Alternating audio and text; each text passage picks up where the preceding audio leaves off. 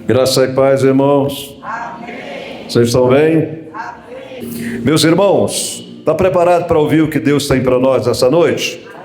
Amém. Amém. Então deixa Ele falar e Ele vai falar suavemente aos nossos corações.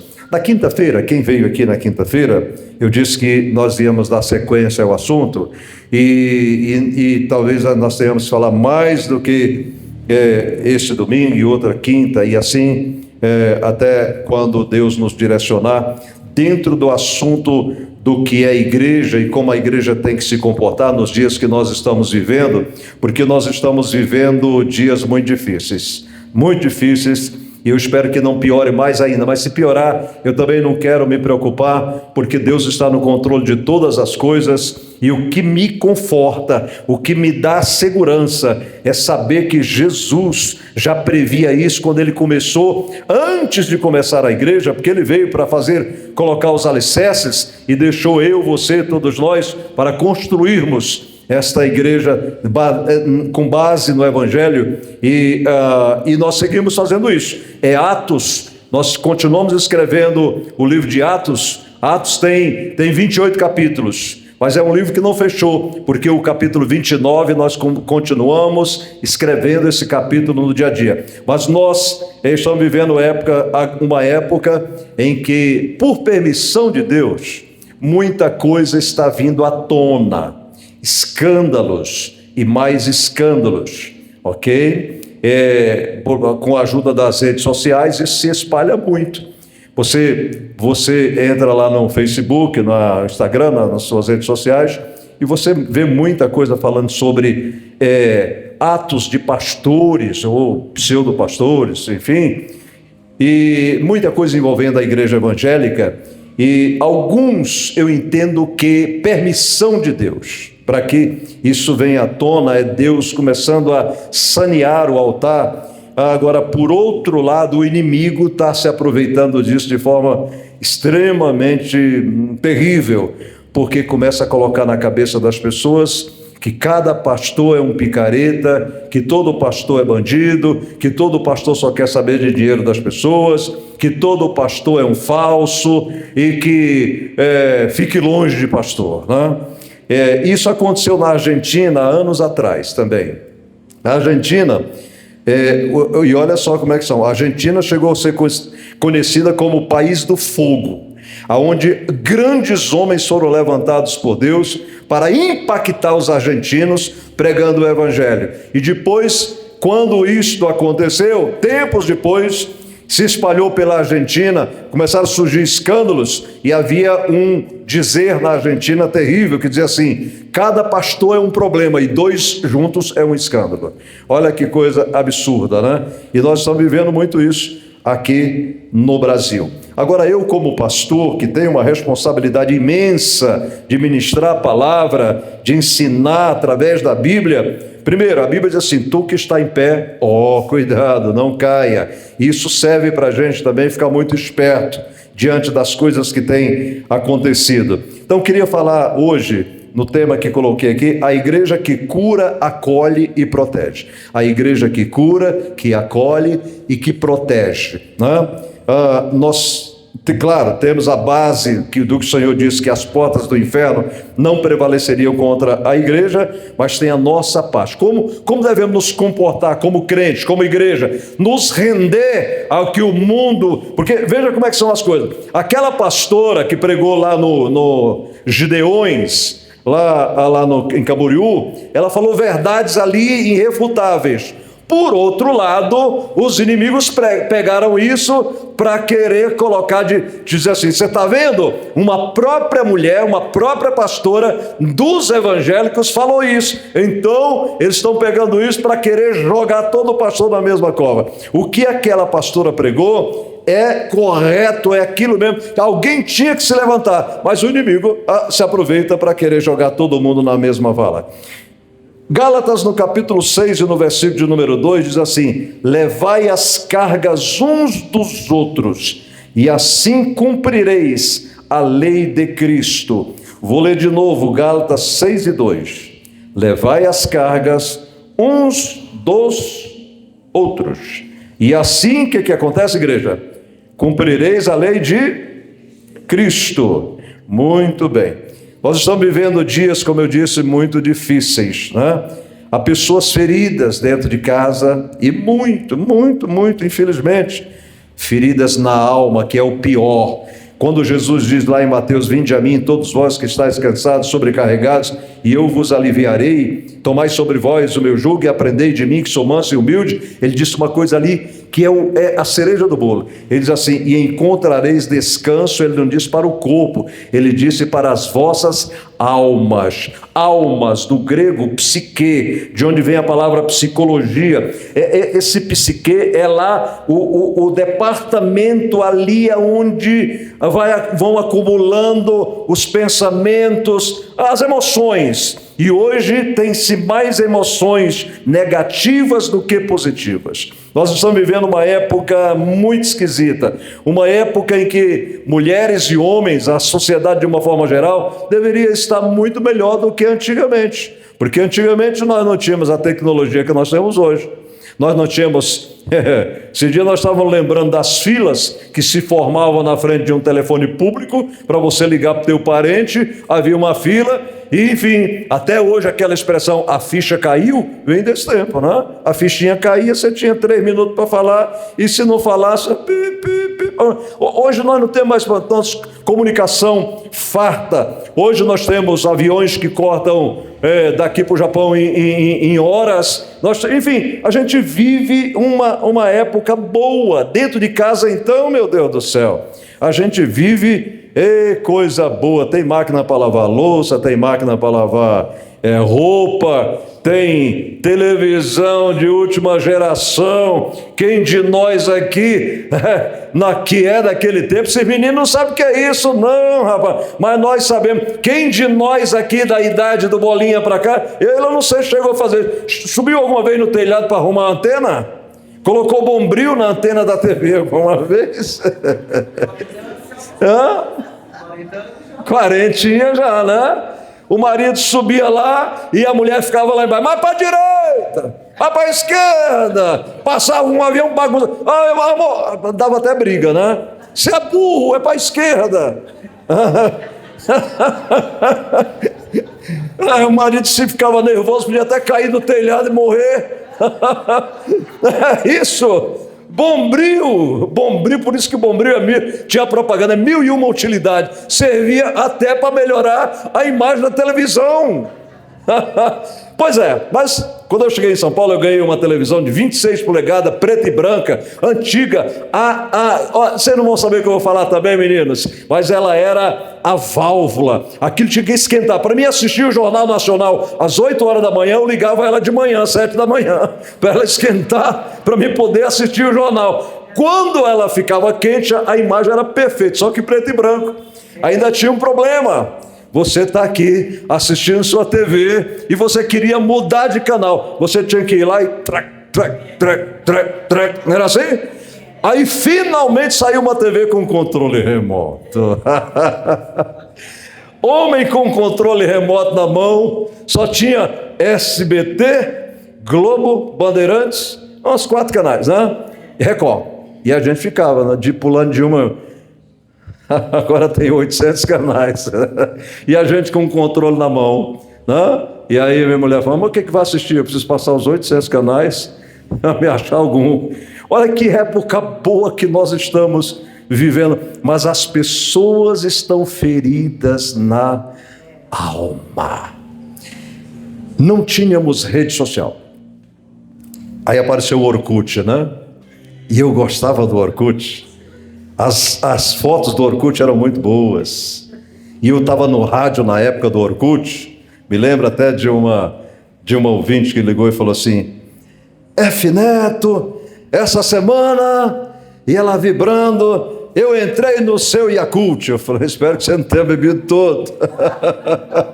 Era Orkut? Ok. Mas o Orkut acabou e vieram as outras redes sociais. E aí... nós temos lá milhares de amigos, entre aspas, amigos virtuais, e a ferida na alma continua. A foto que aparece nas redes sociais, o marido e mulher, geralmente ali, muitos fazem isso, e muitos dos que fazem isso não é, infelizmente, a expressão da verdade. As fotos do Facebook, as fotos das redes sociais não representam exatamente o que as pessoas estão vivendo. Aliás, se há uma coisa que faz as pessoas darem um sorriso, ainda que não seja verdadeira, quando vê uma câmera, um celular que vai tirar uma foto, mas nem sempre é a realidade. Muitas dessas estão com feridas emocionais e, pior ainda, feridas espirituais. E quando se fala em feridas espirituais, não tem psicólogo que resolva, não tem psicanalista que resolve, não tem psiquiatra que resolve, não tem ansiolítico algum que resolva isso, a não ser Jesus Cristo, o Senhor.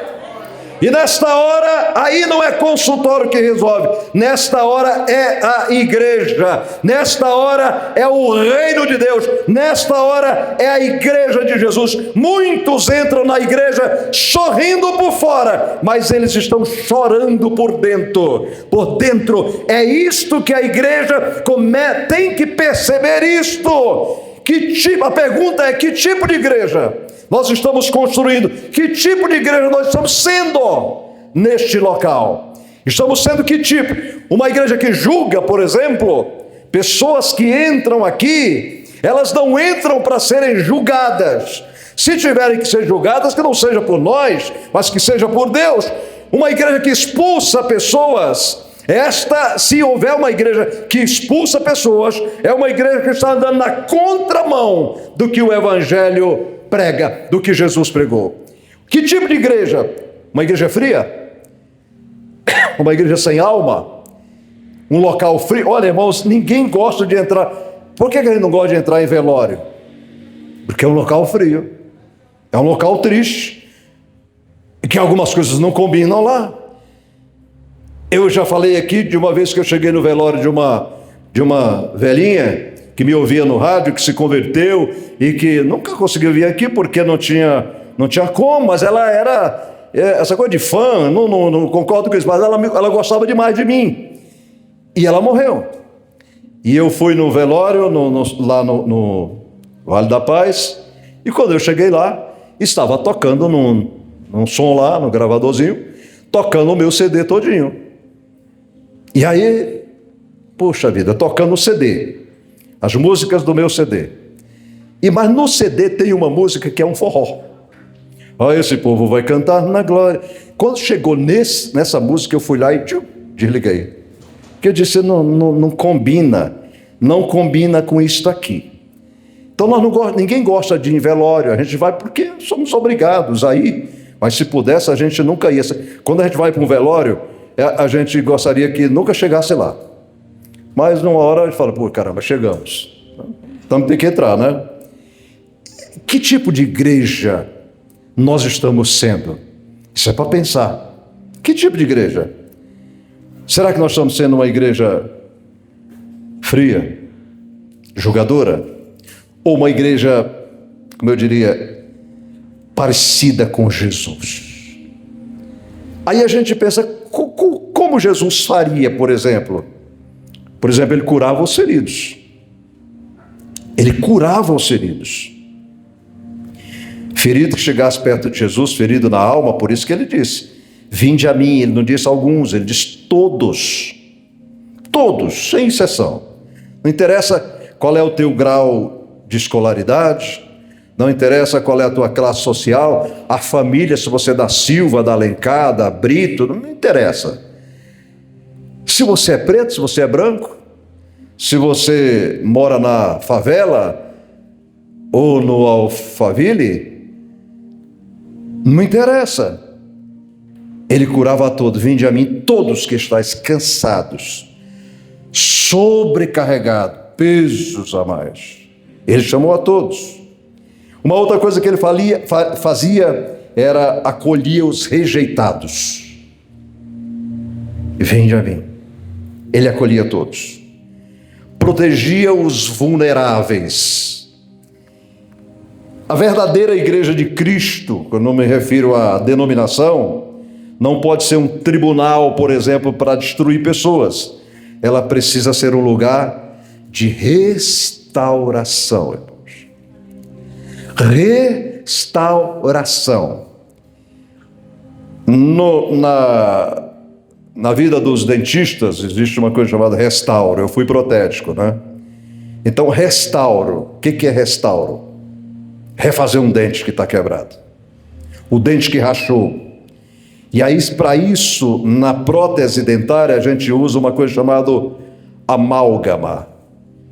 É um líquido com um pozinho, que quando misturamos os dois, ele se torna uma resina indissolúvel, inseparável, não se separa mais. Nós precisamos dessa amálgama na igreja. Através de quê? Do evangelho, do amor, do carinho, do respeito pelas pessoas. Então vamos ver a igreja que cura. Jesus nunca ignorou, por exemplo, a dor humana. Nunca.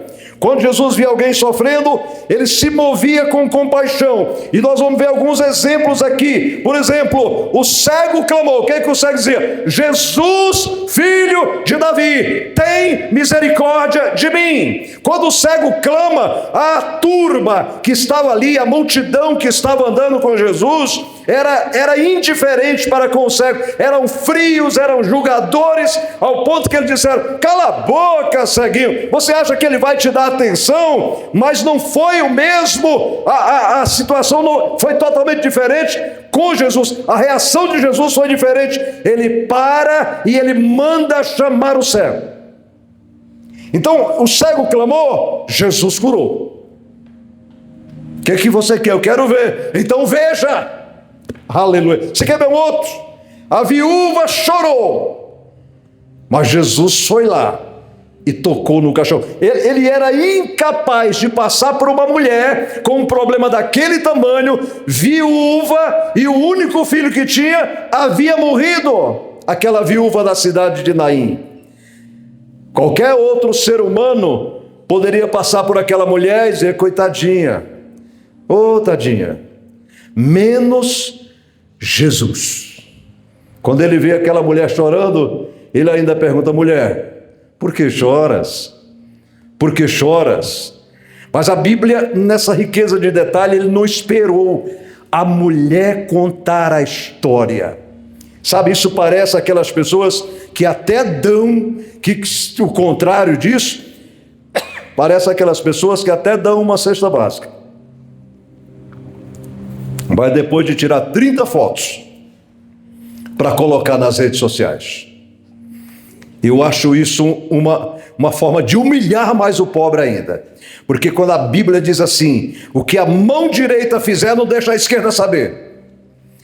Então, quando eu chego na casa de um pobre que está passando fome, e antes de eu entregar a cesta, ou ao entregar a cesta, eu digo: peraí, deixa eu tirar a foto, porque eu preciso mostrar que eu estou fazendo isso, e a cara do pobre que está passando fome ainda é obrigada a dar um sorriso com fome. Isso é humilhante. Isto é humilhante. Se ele depois quiser tirar uma foto e dizer assim: olha, passou fulano aqui, me deu essa cesta, e eu faço um agradecimento, aí é outra história. Mas não quem está dando a cesta. Então, Jesus não esperou a mulher dizer assim: olha, meu filho ficou doente, pai. Não, ele: por que choras, mulher? E antes que ela dissesse qualquer coisa, ele vai lá e ele toca naquele caixão, e ele levanta aquele moço, e ele devolve a sua mãe. E eu fico imaginando a alegria dela, agora em voltar. Acabou o velório, acabou o cortejo fúnebre, agora todo mundo volta. Ia todo mundo chorando, agora volta todo mundo sorrindo. Porque quando Jesus entra na história, o choro se transforma em alegria. Por isso que a Bíblia diz: o choro pode durar uma noite, mas a alegria vem logo pela manhã. Aleluia! E o leproso, ou os leprosos, mesmo os ingratos, 10 pedem cura para o Senhor, e ele não nega isso. Ele cura os 10. Um volta para agradecer, 9 não voltou, mas ele curou os 10. A igreja precisa voltar, meus irmãos, a sentir a dor das pessoas. Um lugar onde só pensa em explorar pessoas, isso não é lugar, isso não pode se chamar de igreja. um local onde se pensa mais na carteira das pessoas do que no coração das pessoas, isso não pode se chamar de igreja. Essa é a triste realidade, porque há pessoas doentes emocionalmente, e muito, a doença que ganhou o título de a doença do século, a depressão, que eu já disse aqui o que é depressão. Depressão, e ela vem por N motivos, mas por quedas e mais quedas e mais quedas e mais quedas. E aí quando a idade está chegando, a depressão é excesso de passado, enquanto que ansiedade é excesso de futuro. A pessoa fala assim, caramba, casei uma vez, não deu certo, casei duas, não deu certo, meus filhos,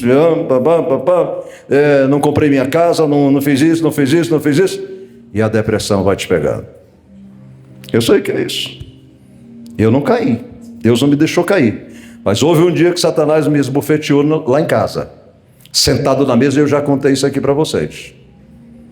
Eu já contei isso aqui. Numa quarta-feira de manhã, quando eu tomei café, e o inimigo tentou me derrubar como pastor nessa igreja, usando a boca de alguém que não poderia se permitir, e se permitiu, e vocês sabem dessa história, que eu não vou entrar em detalhes, e eu fiquei 15 dias sem aparecer aqui, naquela manhã, quando o inimigo disse, você é uma farsa. Você não tem mais pai, mãe é como que se você não tivesse, porque você mora longe dela. A igreja que você pastoreia há mais de 20 anos, ninguém gosta de você. Você é uma farsa. E eu achando que era verdade o que o diabo tinha dito, através daquela pessoa, eu achei, realmente, ainda bem que eu tinha minha mulher, para me chorar no ombro dela. E aí, que Deus é maravilhoso para comigo, meu irmão. Ele é maravilhoso. Ele me deu uma mulher que hoje eu entendo perfeitamente, porque quando nós passamos por problemas no passado, e tinha dia que eu estava muito mal e ela estava saltitante, e eu olhava para ela e falava, meu Deus, e ela está aí numa alegria imensa. E havia dia que ela estava para baixo e eu estava igual aqueles macaquinhos pulando de galho em galho, feliz da vida, sabe? Aí depois eu entendi por que Deus faz isso, para que a gente possa continuar na jornada. Então veja, há pessoas emocionalmente hoje abaladas, espiritualmente abaladas, psicologicamente abaladas e familiarmente abaladas. Demais. E muitas vezes eles não precisam primeiro de uma crítica, eles precisam, sabe de quê? De cura. Mas aí eles vão e enchem os escritórios dos psicólogos. Eles enchem esses escritórios, essas clínicas, nada contra, enfim, mas acabam não resolvendo os seus problemas, porque não é apenas... Aí o que vai acontecer nesses lugares? Vão dar ansiolíticos, não para dormir, para desmaiar. E quem dorme com calmantes, ansiolíticos, não dorme, o cérebro fica embriagado, e no dia seguinte você acorda com ressaca. Agora, quando você dorme na paz, é como disse o salmista Davi, em paz me deitarei e logo dormirei, porque só tu, Senhor, me fazes repousar em segurança. Aleluia, aí é diferente. Então essas pessoas não precisam de crítica, elas precisam de cura, elas precisam de uma igreja que ore, que escute, que aconselhe, que discipule, que ajuda e que ame sem fingimento, irmão. Se há outra coisa horrível, chama-se fingimento. Pessoas fingidas, nessas pessoas fingidas, elas são terríveis, porque são falsas. E na igreja esse tipo de coisa, para quem cuida de pessoas, isto é inaceitável. Tiago, no capítulo 15, no versículo 16, diz o seguinte: confessai as vossas culpas uns aos outros, orai uns pelos outros, para que sareis.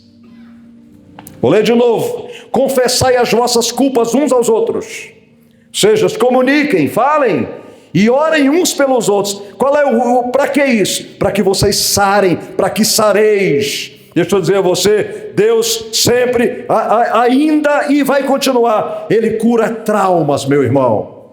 Ele cura traumas, Ele cura vícios, depressões, casamentos destruídos. Ele pode reconstruir filhos feridos, que é outra coisa. Por isso que a Bíblia diz assim: pais, não provoqueis a ira aos vossos filhos.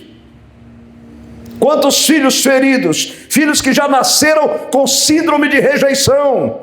Porque quando num relacionamento abusivo é errado, porque tudo que começa errado, a tendência é continuar errado, a menos que Deus entre na história, né? Porque tem um provérbio que diz aí no mundo que pau que nasce torto morre torto, mas só morre torto se não conhecer Jesus. Porque se conhecer Jesus, ele endireita.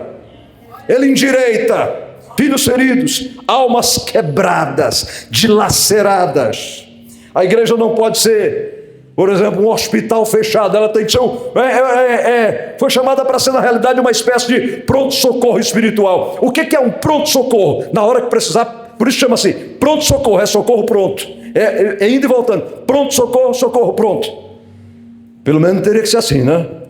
Pronto-socorro, precisou, está aqui, 24 horas. Segundo ponto, a igreja que acolhe. Jesus acolhia quem ninguém queria perto. A igreja é o lugar para receber, não interessa quem seja. Por exemplo, Jesus recebe a mulher samaritana, ela foi acolhida. Ela não era, ela era uma mulher que vivia à margem da sociedade daquele tempo. Era uma mulher que tinha seríssimos problemas,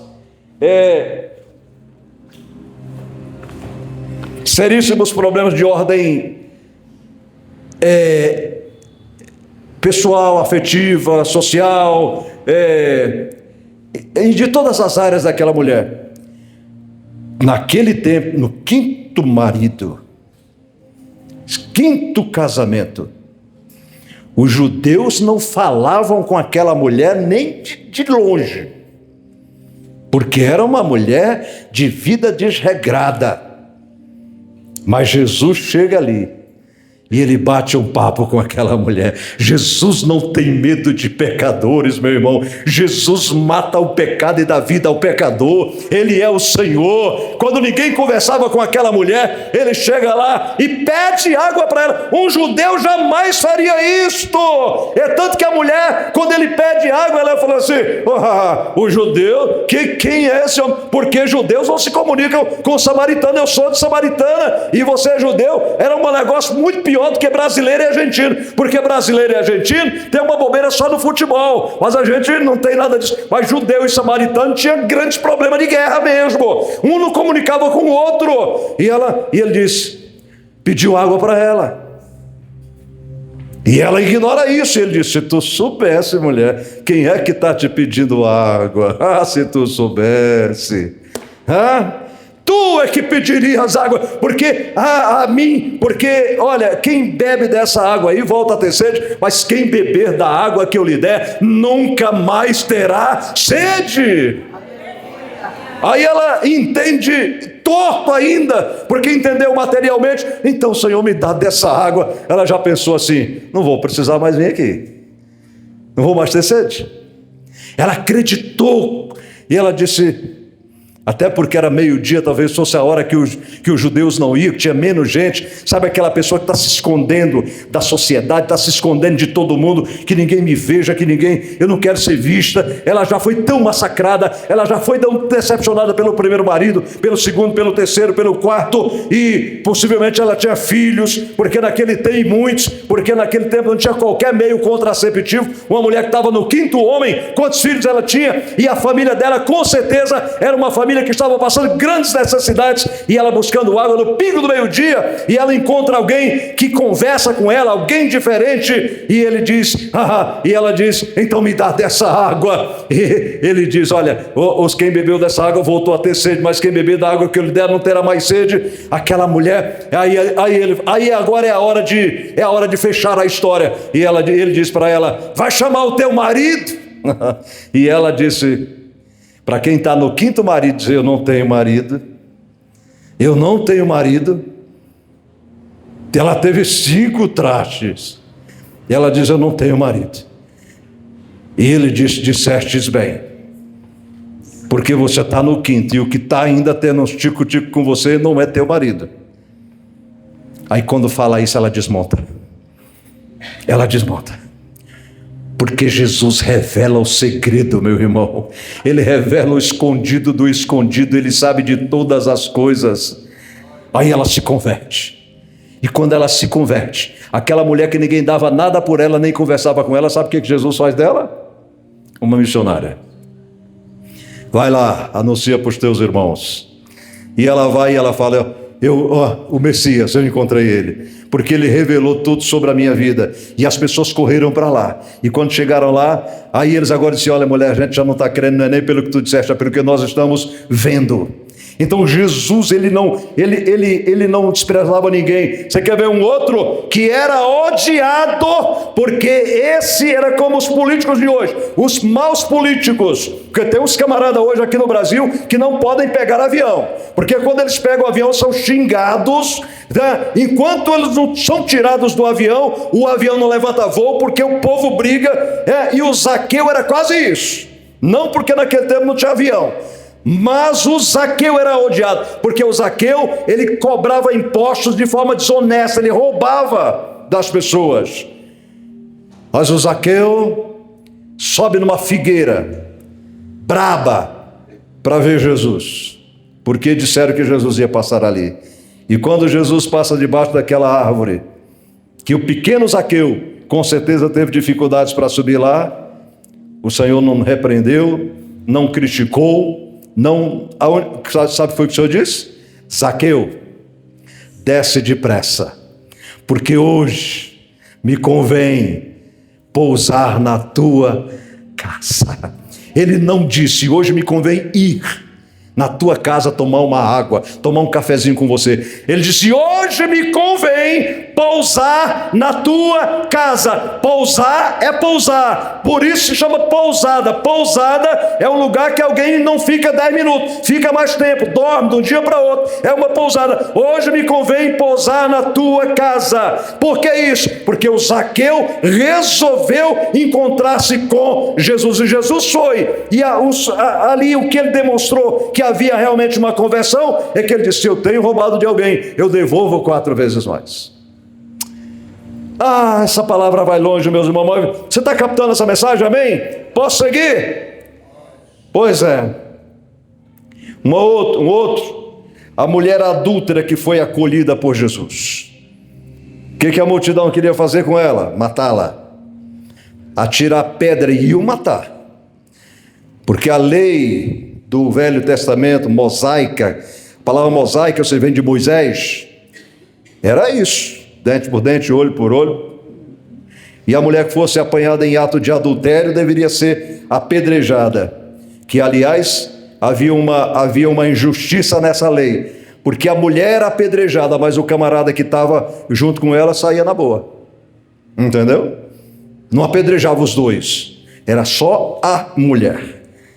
Eles queriam apedrejá-la, mas o Senhor não fez isso. Quando ele diz que não tiver pecado, atira a primeira pedra, e eles soltam as pedras e vão embora, enquanto Jesus escreve na terra, que ninguém sabe o que foi que ele escreveu ali, mas eu imagino que enquanto Jesus estava escrevendo ali, ele não estava escrevendo na terra, ele estava escrevendo na consciência de cada um. Ele tinha poder para fazer, todos que estavam ali, enquanto ele escrevia aqui, aparecia, isso a Bíblia não diz, mas eu estou conjecturando, mas enquanto ele escrevia na terra, ele estava escrevendo na mente de cada um deles, dizendo assim, lembra do que você já fez? Lembra do teu pecado? Lembra disso, e enquanto eles iam lembrando, ia soltando as pedras. E quando Jesus olha, não tinha mais ninguém, e ele diz, mulher, cadê os seus acusadores? Aqueles que queriam ver você morta. Não te mataram? Que aconteceu? Não, senhores, não te acusaram mais? Não. Então nem eu te condeno. Não, nem eu te condeno. Agora eu vou te dar um conselho, disse o Senhor Jesus. Vai e não peques mais, para que coisas piores não te aconteçam. Essas coisas piores, teologicamente falando, seria o quê? Para que novamente você não seja pega num ato de adultério e eu não esteja presente, porque aí você vai morrer. Outro povo que ele recebeu, que ninguém queria papo com ele, eram os publicanos, e eles foram acolhidos por Jesus. Enquanto os religiosos afastavam, Jesus se aproximava das pessoas. Meus irmãos, nós não estamos aqui para afastar ninguém, nem afastar ninguém. Porque é divorciado, porque é homossexual, porque não interessa, irmão. Nós estamos aqui para agregar, para somar e nunca para dividir. Existe hoje pessoas entrando nas igrejas, como eu disse, muito machucadas, desacreditadas, ninguém acredita mais, sabe? Rejeitadas por pai, mãe, por todo mundo. E isso vai criando traumas, cansadas da vida. Por que as pessoas tiram a vida? Estão cansadas. E o diabo ganha terreno nessa hora. Pula do prédio, põe a corda no pescoço, dá tiro no ouvido, que tudo está resolvido. E aí muitos são vencidos por isso. Talvez a única esperança dessas pessoas seja encontrar amor dentro da igreja. E se elas chegarem aqui e não encontrar, como é que fica a situação? Como é que fica? Todos os lugares por onde passaram foram rejeitadas, foram discriminadas. Aí, finalmente bate na porta da igreja. E se elas não encontrarem amor aqui, acabou. A igreja é o último degrau. A igreja é a última esperança. Se não achar aqui, não vai achar mais em lugar nenhum, meus amados irmãos. Acolher não é concordar com erro. Agora entende uma coisa, eu disse na quinta-feira, vou repetir nessa passagem aqui para vocês entenderem. Acolher é amar pessoas enquanto Deus transforma as suas vidas. O Senhor disse: vinde como estáis. Eu não interessa como é que vem, se a pessoa chegou aqui de minissaia, de shortinho, não interessa como ela veio, não interessa se ela veio amaziada, não interessa se ela veio fumando maconha, usando droga, não interessa como ela veio, eu tenho que recebê-la como ela é, porque o meu Jesus vai deixar essa pessoa como Ele quer. Aleluia! A igreja não pode funcionar como um clube exclusivo. Aqui, é o nosso clube. Só entra se pagar, se entrar para o clube. Igreja não é clube, irmão. Ela precisa funcionar, por exemplo, como casa de pai. Casa de pai. Como que é casa de pai? Como que é a casa do seu pai? Analisa aí, a casa do pai. Como que é a casa de pai? Pai da terra, pai de verdade. É pai, de verdade. Quando eu digo pai de verdade, eu estou falando de pai amoroso. Por exemplo, meu pai não está mais entre nós. Mas quando eu saía daqui de São Paulo para Fortaleza, que era a casa do meu pai. A casa do pai. A casa do pai, eu já disse aqui mais de uma vez, eu não chego na sua casa. Primeiro, eu não entro na casa do meu pai gritando, berrando, xingando a ele. Não, respeito. Agora, eu não chego na sua casa e vou direto abrir a geladeira. Não vou. Chego na casa da Cleide. Eu nunca vou abrir a geladeira da Cleide. Eu estou com uma sede aí. Cleide, teria um copinho d'água aí? Sim, pastor. Como é que você quer? Mistura aí e tal. Mas na casa do meu pai, eu vou lá e eu abro a geladeira. E se tiver pudim, ninguém estiver olhando, eu meto a colher lá e...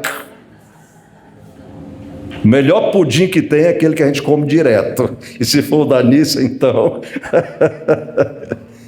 Eu pego ali a água, eu tenho liberdade. Na casa do meu pai, eu vou lá e eu levanto a tampa da panela para ver se tem frango. Enfim, eu não faço isso na casa da Cleide. Da Leite, Cleide, da Leite. Eu não faço isso. Por mais liberdade que eu tenho, eu não vou chegar lá na casa deles tirando a tampa da panela. E igreja, meus irmãos, ela precisa funcionar como casa de pai. É o lugar onde eu tenho respeito, mas é o lugar onde eu me sinto amado. Por que eu faço isso na casa do meu pai? Porque eu sei que Ele me ama, eu sei que Ele quer o meu melhor, Ele faz aquilo que o coração dele manda Ele fazer por mim. Eu lembro da vez que eu fui para o Ceará e eu não precisava daquilo, Deus sabe que eu não precisava, mas eu nunca vou esquecer, eu estava lá em Fortaleza, se bem que toda vez que eu ia para lá, eu ia com uma mala, voltava com 2, 3, porque eu ia com a malinha das roupas, e eu voltava com mais umas caixas, com farinha, com rapadura, tudo coisa que tem aqui. Porque minha mãe dava, meu pai. E aí eu estou lá e minha mãe vem, minha mãe é aposentada, meu pai era aposentado, pessoa pobre, socialmente falando, pessoas humildes. Mas minha mãe, naquele tempo, meu irmão, era dinheiro. Aí minha mãe veio e colocou um dinheiro no meu bolso. Quando eu olhei, R$80. Ô mãe, isso aqui, não, meu filho, isso é para você comer na viagem, isso é para o seu lanche. E aí eu queria dizer, não mãe, mas eu digo, não, deixa aqui, depois eu devolvi para ela muito mais.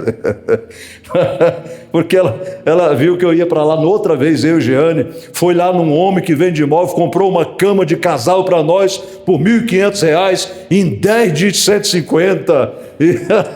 Aí minha sobrinha falou, tio, a avó foi lá e comprou a cama porque vocês nem precisavam, tinha cama lá, mas ela queria que a gente dormisse numa cama nova. E aí eu mandei pagar, eu falei para a filha, quando a gente tinha filial lá no Ceará, da nossa empresa, eu digo, vai lá no homem, paga a cama, e fala para minha mãe que já está tudo certo.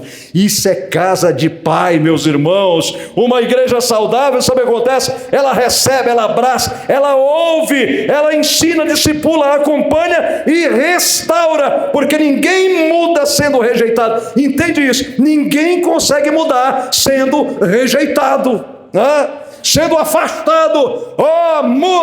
Se arruma menina, se arruma mulher, se arruma marido, mas se for rejeitado não muda. As pessoas mudam quando encontram amor de verdade. Aí irmãos, o amor cura, o amor muda as pessoas. Uma esposa amada, ela retribui. Um homem, marido amado, ele retribui. Filhos, parentes, genro, sogra, nora. Sempre tem um que às vezes não dá certo nunca, mas a maioria retribui. Em relação às mulheres, meu Deus do céu, quando eu falo sobre isso, eu sei que eu preciso aprender muito mais, eu preciso ser muito melhor para minha esposa, e é tão bom fazer essas coisas que deixam ela feliz. Homens que aqui estão, pelo amor de Jesus, cuida da sua esposa, meu amado. Porque a mulher, e vocês que vão casar, jovens, eu já disse aqui, eu repito essas coisas, não é falta de argumento, é porque eu quero que vocês aprendam. Tudo que você der a uma mulher, ela devolve melhor. Ela devolve melhor. Se você der carne crua, ela devolve cozida, temperada e gostosa. Se você der arroz cru, feijão cru, ela devolve cozido, legal.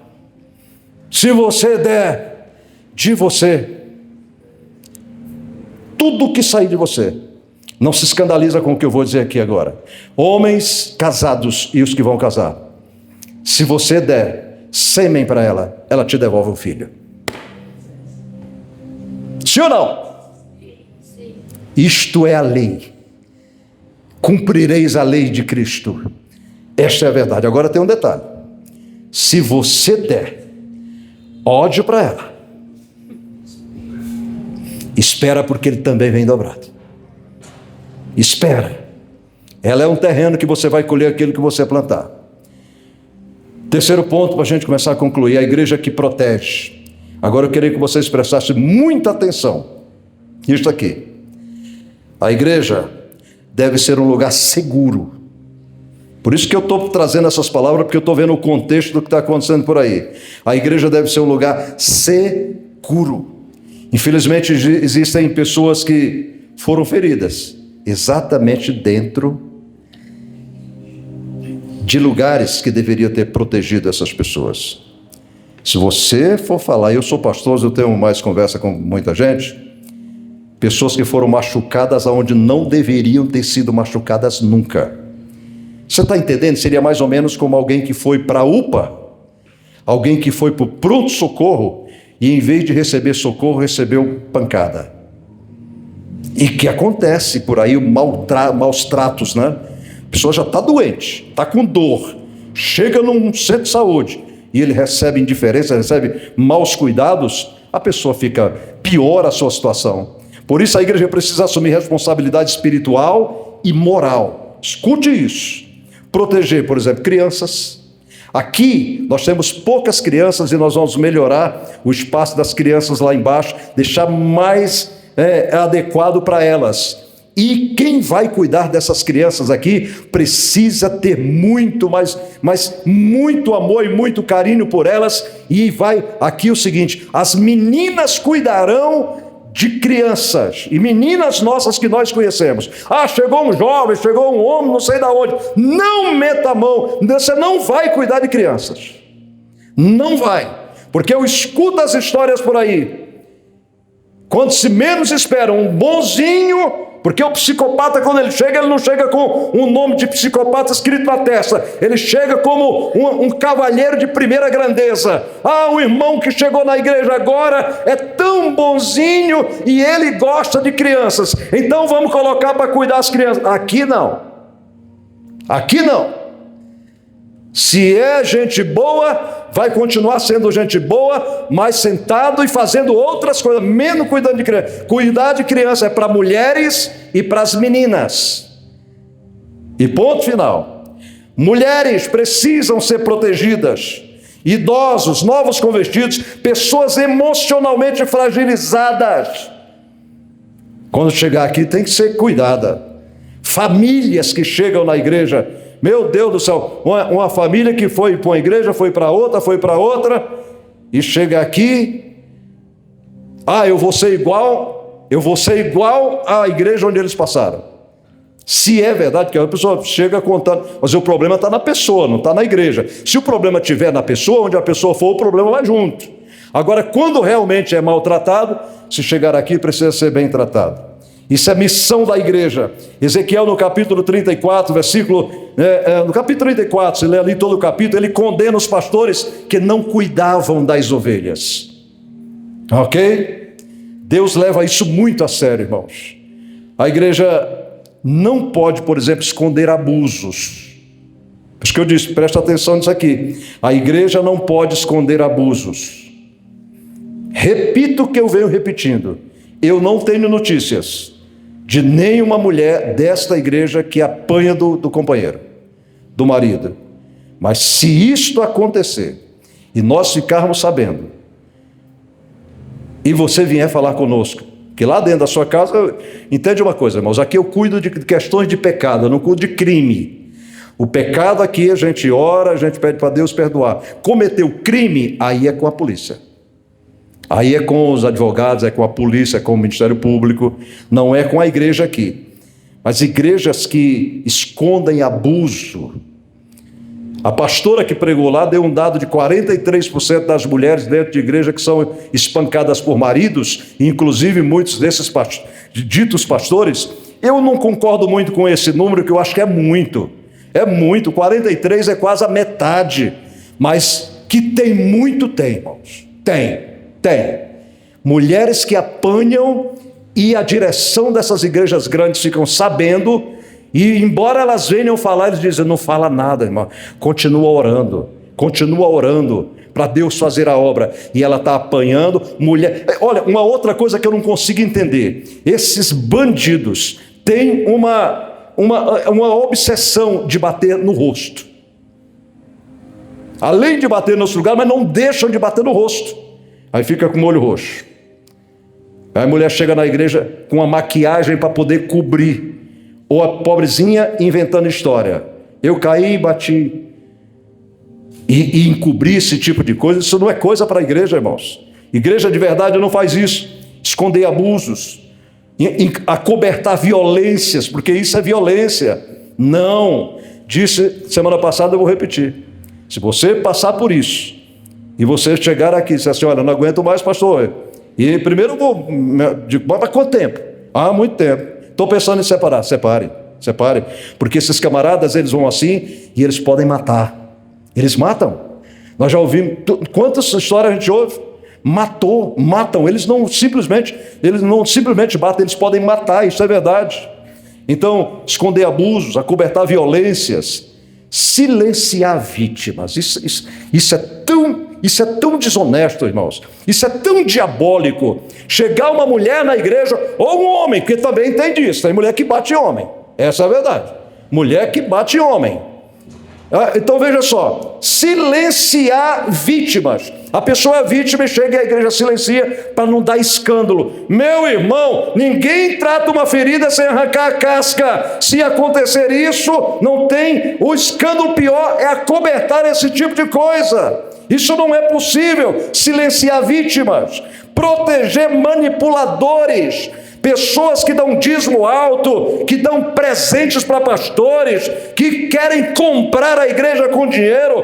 Eles são manipuladores, manipulam as pessoas, e muitas vezes a direção de uma igreja dessas fica sabendo que ele é um espancador, que espanca a mulher, que é horrível com a sua família, mas porque tem um dízimo gordo, porque dá um alto dízimo, põe até para sentar no púlpito da igreja. Os que fazem isso vão acertar as contas com Jesus, porque estão brincando na obra de Deus. Brincadeira de mau gosto. Isso não é para chamar de brincadeira. Eu não sei nem qual é a qualificação que eu poderia dizer isso. Estão sujando as vestes da noiva, que é a igreja do Senhor Jesus. Então nós não compactuamos com isso. Violência, silenciar a vítima. Uma igreja cheia do Espírito Santo, sabe o que ela faz, meus irmãos? Ela protege os inocentes, as mulheres, as crianças. Elas protegem. Protege. Olha o que foi que Jesus disse em Mateus 18:6. Quem fizer tropeçar um destes pequeninos, melhor lhe fora que amarrasse uma pedra no pescoço e jogasse no fundo do mar. Isso é o que Jesus disse, ok? A igreja deve ser então o quê? Abrigo. Está apanhando do marido? Não tem mais jeito lá fora? A tempestade está grande? Aqui é um abrigo. Sabe quando a chuva vem, quando o negócio está brabo, e você acha um abrigo? Você fala, um oásis no deserto. Oásis é o que a igreja precisa ser, meu irmão. Refúgio, cobertura, aleluia. Proteção espiritual. O verdadeiro evangelho, ele não oprime. O verdadeiro evangelho liberta. Por isso que ele é chamado de boas novas. Não é de velhas novas. Ele é chamado de boas novas, para dizer, agora você pode descansar em mim. Aleluia. Agora você está guardado. E na igreja, família, irmãos. Família. A igreja precisa parecer com Jesus, meus irmãos. É uma família. E a gente tenta fazer isso aqui há 25 anos. Há 25 anos. Dizer, irmão, vamos estar juntos. Ninguém passa necessidade aqui, pelo amor de Jesus, fala para a gente. Se tiver, fala com a gente. Ninguém aqui fica para trás. Mas as pessoas não acreditam, porque se acreditasse, não cabia mais de gente aqui, irmãos. Mas elas não acreditam quando um pastor prega um negócio desse, achando que eu estou fantasiando, que eu sou um deslumbrado. Alice F. Neto no País das Maravilhas. Não, só estou dizendo que o modelo bíblico é esse. É esse o modelo bíblico. O modelo bíblico não é aquele lá de multidão. Por já disse aqui que há lugares que não tem crescimento, tem inchaço, irmãos. Uma coisa é crescimento saudável e outra é inchaço. Inchaço, tudo que incha, desincha. É bom que desincha, porque senão apodrece, né? Mas se acreditasse no que nós pregamos aqui, nós não tínhamos mais lugar para pôr pessoas. É porque a igreja precisa parecer com Jesus. Jesus curava os feridos, acolhia os rejeitados, protegia os vulneráveis. Se Cristo é o cabeça da igreja, meus irmãos, então a igreja precisa refletir esse caráter de Cristo. Ele é o cabeça, nós somos o corpo. O corpo obedece à cabeça. O cérebro está na cabeça. Essa é a verdade. Então não adianta, por exemplo, muito barulho e pouco amor. É o que se vê muito por aí, não estou fazendo crítica vazia. É barulho, é gente que pula para lá, pula para cá, é grito para lá, é grito para cá e tal. Mas amanhã, se um irmãozinho precisa de uma cesta básica, todo mundo some. Todo mundo some. Amanhã um irmão precisa de um dinheiro para comprar um remédio para o filho que está com febre. Todo mundo some. Ora e cai um para lá, cai outro para cá, é aquela coisa toda. Mas a irmã amanhã, um irmãozinho da igreja, uma família da igreja, está passando problemas, todo mundo some. Jesus não faz isso, irmãos. Ele não faria isto. Como vocês ouviram aqui, o cego clamou, ele curou, ele deu vista, levantou o coxo, ele recebeu a mulher que ninguém queria falar com ela. Ele não faz isto. E ele ainda abre os braços numa cidade, está todo mundo correndo, feito doido, como era Cafarnaum, e disse: pode vir a mim, eu vou aliviar vocês. Eu vou aliviar vocês. Então não adianta barulho e pouco amor. Por isso que houve uma época aqui que tentaram mudar o jeito dessa igreja, para ter só barulho e gente falando mal dos outros. Não, meus irmãos. Não, meus irmãos. Aqui é para sentar e ouvir a palavra de Deus, e quando a palavra doer em você, você dizer: glória a Deus, porque esta palavra é para mim melhorar como ser humano, como crente. Aleluia, aleluia. É para mim ser um marido melhor, é para mim ser uma mulher, uma esposa melhor, é para mim ser um pai, uma mãe melhores, é para mim ser um ser humano melhor. Esta palavra é para mim, e quando eu prego isso, é para mim também, meus irmãos, é para mim também. Então nós não estamos aqui para fazer barulho, nós estamos aqui para amar, acolher, proteger as pessoas que aqui entram. Você está comigo nessa labuta aí? Você está comigo nessa jornada? Amém. Aleluia. Não adianta, meus irmãos, ter muito palco e pouca compaixão. Vamos fazer cultão aqui. Nada contra, lá uma vez. Vamos fazer campanha disso, daquilo. A igreja tem que viver todos os dias em campanha, irmãos. Lá fora. Aqui e acolá a gente faz uma aqui. Que tem as igrejas de campanha, né? É uma campanha atrás da outra. Parece, eu acho interessante os nomes que dão. Parece aqueles negócios da Polícia Federal, né? Aquelas ações. Eles dão um nome legal, né? Aí tem as campanhas. A queda do gigante. A derrubada dos muros. A prosperidade. 12 maneiras de... É isso aí. Misericórdia. Parece essas coisas. Vamos lá. Muito palco e pouca compaixão. Vamos fazer campanha, uma atrás da outra. Aí vamos trazer pregador de fora. Aí toda a campanha, quando termina o culto, aí aquela fila de gente para receber a oração do camarada que veio de fora. E isso aqui eu já falei, isso é terrível. Aí o pastor da igreja, fica o pregador que veio de fora. Veio um aqui que parecia o pregador prateado, ele veio aqui. E aí na hora da oração, aí o de fora faz uma fila e o pobre do pastor local fica aqui para outra fila. Ninguém vem para a fila do pastor de casa, vai tudo para a fila do outro pastor. Aí o pastor: irmão, vem aqui. Não, eu queria receber a oração aqui. Aí ele vai pôr a mão na cabeça de todo mundo e o outro fica aqui: ô Jesus, ninguém quer vir na minha fila. Aí termina aquela campanha, começa a outra. Os mesmos que estavam naquela fila daquela campanha estarão na próxima fila pelos mesmos problemas. Tem sentido isso, irmãos? Então nós vamos viver em campanha lá fora. A campanha no seu trabalho, falando de Jesus, com o seu bom testemunho. A campanha onde você mora, a campanha onde você vai. Olha, essa semana eu passei mais uma coisa que eu achei. Eu digo: gente, que coisa boa. É a segunda vez que eu ouço isso. Primeiro eu ouvi da criança, da Catarina. A Catarina estava ali e eu cheguei e ela falou: Jesus chegou. Essa semana eu entrei na venda do senhor que tem ali subindo ali, que vende ovos. Era bem pequenininho, agora cresceu, está vendendo banana, vendendo tudo, né? E aí quando eu entrei lá, ele falou: chegou Jesus. E eu falei: meu irmão, então me dá aí uma bandeja de ovo, uma penca de banana. Mas ele não é crente nem nada. Mas quando eu entrei, ele falou: chegou Jesus, glória a Deus, aleluia. Então é lá fora que nós fazemos a nossa campanha, amando, respeitando as pessoas, meu irmão, em nome de Jesus. Aleluia! Glória a Deus! Olha, um outro ponto, não adianta muita aparência e pouca misericórdia.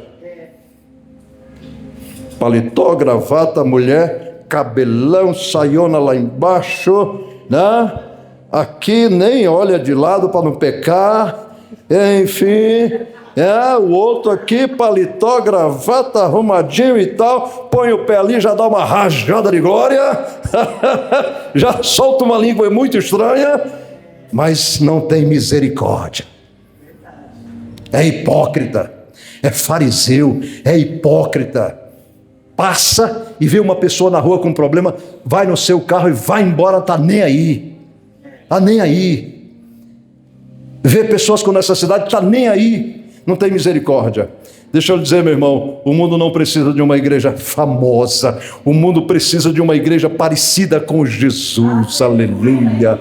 Nós não somos nem Lagoinha, nem Lagoona, nem isso, nem Laguinho, nem nada. Nós somos a igreja de Cristo, comprada, lavada e remida no sangue de Jesus. Aleluia!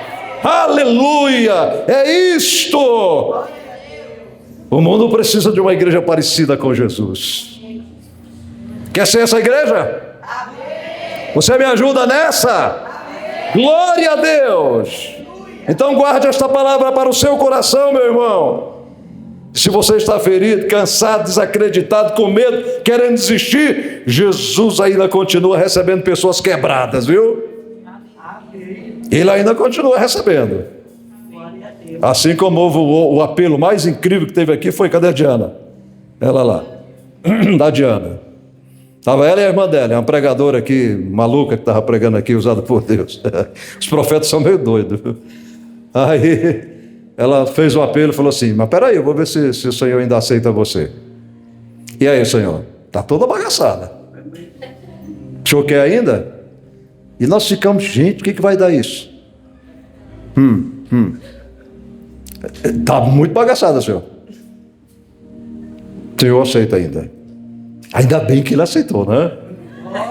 Ainda bem. Não está mais bagaçada. Agora está liberada na pista. Quem quiser casar com ela, por favor. Ah, Jesus. Amém, queridos? Na realidade, Jesus, ele quer levantar uma igreja que cure, que acolha. Nós queremos essa igreja que proteja, porque a igreja não é um museu. A igreja é o pronto-socorro de Deus. Aleluia. Amém, queridos? Amém. Você entendeu essa palavra? Glória a Deus. Então, maridos, sejam melhores do que vocês são até agora. Esposas, sejam melhores do que vocês são até agora. E se está sofrendo nessa área, pede que Deus mude o quadro, e Ele muda, mas tem a sua parte também. Filhos, sejam melhores do que vocês têm sido até hoje. Pais e pães. Pães é pai e mãe. Sejam melhores do que vocês já foram até hoje. Porque Jesus quer uma igreja curada para curar pessoas. Uma igreja sã para santificar a outros. Uma igreja que acolhe, que recebe. Eu vejo alguns sinais aqui, e olha, irmão, são 25 anos, meus irmãos. Mas eu vejo alguns sinais aqui que me deixam muito feliz. Eu perguntei para essa princesa que está aqui na frente, meu amor, não tem uma igreja lá pertinho? Ela mora no Jardim Anja. No Jardim Anja, não tem uma igreja lá pertinho, lá? Ela falou, não, pastor, mas eu gosto daqui. Por que ela gosta daqui? É pela estrutura do templo? Não é, irmão. Lá tem igreja bonita, enfim. Mas Valerinha encontrou aqui alguma coisa que não deve ter encontrado por aí, chamada amor. Amém, minha filha? Amor. Isso é importante. O amor cura, o amor acolhe, o amor sara. Tem alguém nessa noite que quer fazer parte desta igreja, que ame, que cuida, que se doa, que não está aqui para tirar nada de ninguém, muito pelo contrário, para dar, para abençoar, para se entregar, para amar, para dizer, olha, vem aqui. Porque quando você disser para alguém, chora no meu ombro, se você precisar, sabe o que Deus vai fazer com a tua estrutura? Vai fortalecer a tua estrutura para você aguentar o peso do outro. Você está entendendo? Ah, eu não vou fazer porque eu não aguento. É mesmo? Se propõe para você ver o que é que Deus vai fazer com você. Ele vai fortalecer você. Tem alguém que quer fazer parte disto? Ali tem uma pessoa. Vem para cá, meu irmão, vem para cá. Glória a Deus. Aleluia. Glória a Deus. Amém. Isso, pode ficar aqui. Tem mais alguém? Como é que é o nome dela? Cristiane. Tem alguém que, assim como a Cristiane, quer fazer isso nessa noite? Tomar uma posição. O mundo vai dizer para você que você fique longe de pastor, fique longe de igreja. Isso é o papel do diabo. Ele sabe que é trabalho perdido, porque ninguém pode ir contra a igreja do Senhor, mas ele vai fazer. Tem alguém? Eu fosse você, não acreditava no papo dele. Se tiver, está afastado da igreja, não está congregando em lugar nenhum, então se firme agora, no nome de Jesus. Esta é a sua hora. Faça como a Cristiane. Vou perguntar só mais uma vez. Tem alguém? Porque se eu fosse você, saía dessa podridão desse mundo maluco aí fora, onde ninguém está nem aí para você. Aonde puxam o teu tapete, na hora que você piscar, já puxaram. E aqui dentro ninguém vai puxar tapete de ninguém. De jeito nenhum. Nem tapete aqui a gente tem. Tem mais alguém? Ah, eu estava esperando você. Glória a Deus.